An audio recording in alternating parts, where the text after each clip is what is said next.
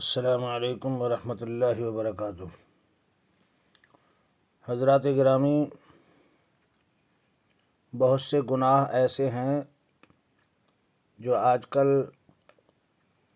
ہمارے معاشرے میں بہت زیادہ رائج ہیں، اور ہم لوگ ان کو بہت معمولی سی بات سمجھتے ہیں۔ میرے دوستو بزرگوں، ہم کو پیدا کیا اللہ نے،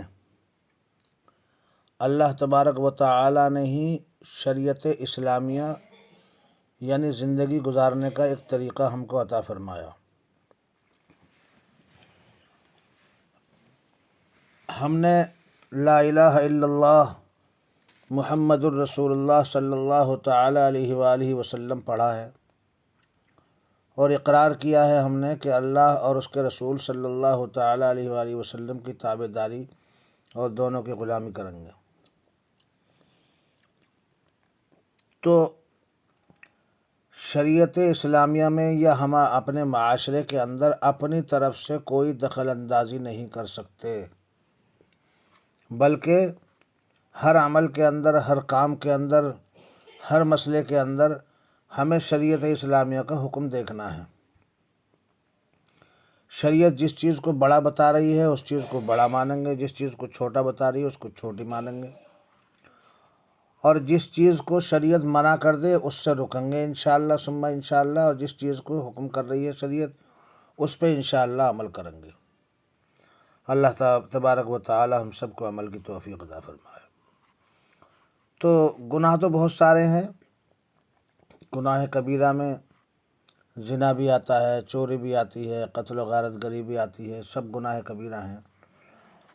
ایک گناہ ہے بد عہدی کرنا۔ اللہ تبارک و تعالی قرآن پاک میں 15ویں پارے میں ارشاد فرماتا ہے وَأَوْفُوا بِالْعَهْدِ إِنَّ الْعَهْدَ كَانَ مَسْئُولًا۔ جب کسی سے عہد کرو تو خوب سوچ سمجھ کر کرو، کل کو اس عہد کے بارے میں تم سے سوال کیا جائے گا اگر آپ نے بد عہدی کی ہے۔ حضرت انس رضی اللہ تعالیٰ عنہ نے بیان فرمایا ہے کہ کم از کم ایسا ہوا ہے، یعنی بہت کم ایسا ہوا ہے کہ حضور اقدس صلی اللہ تعالیٰ علیہ وآلہ وسلم نے ہم سے خطاب کیا ہو اور یہ نہ فرمایا ہو کہ اس کا کوئی ایمان نہیں جو امانت دار نہیں، اس کا کوئی ایمان نہیں جو امانت دار نہیں، اور اس کا کوئی دین نہیں جو عہد کو پورا نہیں کرتا۔ اچھی طرح سے بات کو ذہن نشین کر لیں، اس کا کوئی ایمان نہیں۔ رسالت مآب فخر دو عالم صلی اللہ تعالی علیہ وآلہ وسلم حضرت انس رضی اللہ تعالیٰ عنہ کے سامنے اس بات کو بیان فرما رہے ہیں کہ اس کا کوئی ایمان نہیں ہے جو امانت دار نہیں، جو امانت میں خیانت کرتا ہو، اور اس کا کوئی دین نہیں جو عہد کر کے پورا نہ کرے، وعدہ کر کے پورا نہ کرے، دھوکہ دینے کے لیے وعدہ کرے۔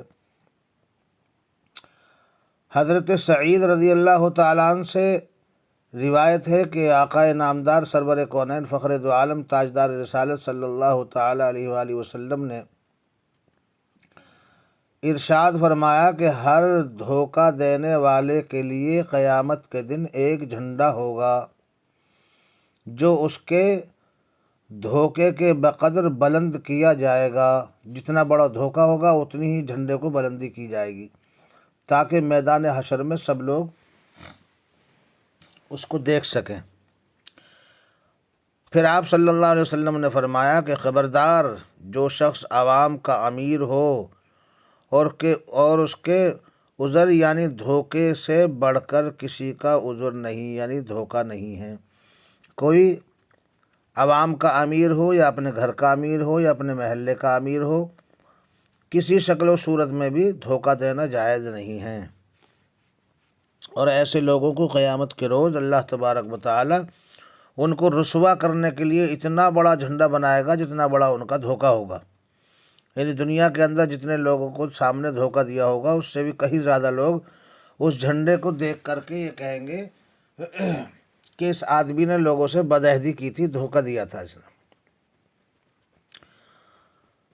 قیامت کے روز ہر دھوکہ کرنے والے کے لیے ایک جھنڈا ہوگا جو توبہ توبہ استغفر اللہ ثم استغفر اللہ اس کے پاخانے کے مقام پر کھڑا کر دیا جائے گا۔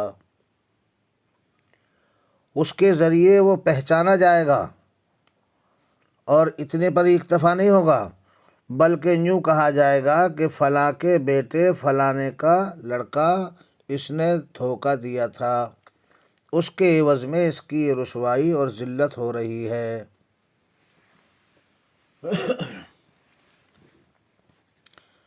کتنی بری بات ہے۔ اب میرے محترم بزرگوں دوستو،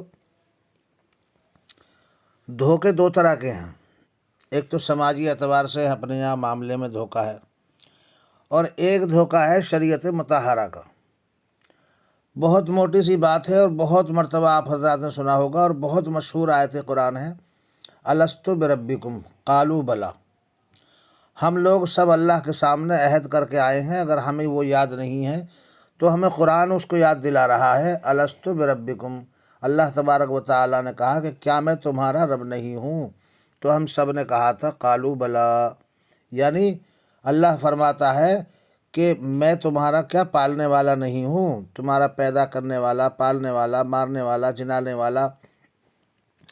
تو سب نے بیک آواز کہا تھا کہ قالوا بلی، بے شک اللہ تو آپ ہمارے رب ہیں، آپ ہمارے مالک ہیں، آپ ہمارے خالق ہیں۔ تو دوستو بزرگوں،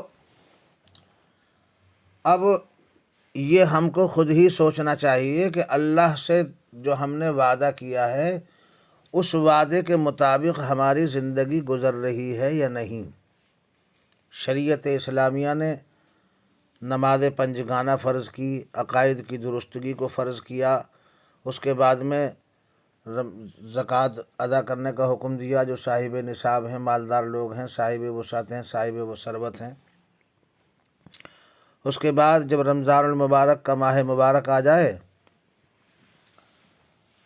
تو رمضان المبارک کے ایک ماہ کے روزے ہمارے اوپر فرض قرار دیے گئے،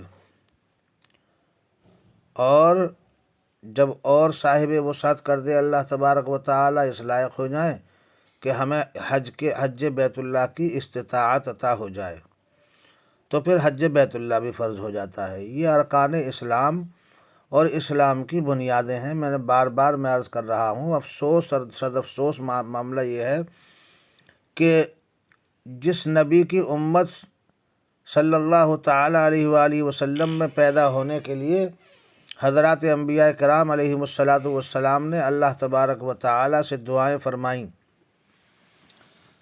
درخواستیں کیں، گزارشیں کیں، اپیلیں کیں، اس امت محمدیہ سرور کونین فخر دو عالم صلی اللہ علیہ وسلم میں اللہ تبارک و تعالیٰ نے ہم لوگوں کو بغیر کسی گزارش کے، بغیر کسی ریکویسٹ کے، اور بغیر کسی درخواست کے، اور بغیر کسی اپیل کے اپنے فضل سے فیضا فرمایا ہے، اور اس کے باوجود بھی ہم لوگ اللہ تبارک و تعالیٰ کے ساتھ بدعہدی کر رہے ہیں۔ اپنی اپنی زندگی پہ خیال کرنے کی ضرورت ہے۔ یہ ارکان اسلام اور فرائض اسلام اور بنیادی چیزیں جو میں آپ کو بتا رہا ہوں، آج کے وقت میں معاشرے کے اندر، معاملات کے اندر سب چیزوں کو اگر دیکھا جائے تو 2% بھی ایسے نہیں ہیں جن کا شریعت اسلامیہ پہ مکمل طور سے سچائی کے ساتھ دین اسلام پر عمل ہو۔ اس لیے میرے دوستو بزرگوں، ہمیں بہت خیال کرنے کی ضرورت ہے۔ کل کو ہمیں موت آنی ہے، اور اس کے لیے ہمارے پاس نہ کوئی انتظام ہے، نہ کوئی سر و سامان ہے، نہ گناہوں کی معافی تلافی کا کوئی ہم اسباب تلاش کرتے ہیں۔ تو اس لیے بدعہدی سے بچنے کی کوشش کریں۔ کسی کا مال ہمارے لیے حرام ہے، دوسرے کا ناجائز طور سے ہم مال نہ کھائیں۔ حضرت ابن عمر اور حضرت ابو ہریرہ رضی اللہ تعالی عنہما سے روایت ہے کہ شافع محشر ساقی کوثر سرور دو عالم صلی اللہ تعالی علیہ وآلہ وسلم نے ارشاد فرمایا، جس نے ہم پر یعنی مسلمانوں پر ہتھیار اٹھایا وہ ہم میں سے نہیں ہیں۔ جس نے مسلمان پر ہتھیار اٹھایا وہ ہم میں سے نہیں ہیں، اور جو شخص ہمارے ساتھ خیانت کا معاملہ کرے وہ ہم میں سے نہیں ہیں۔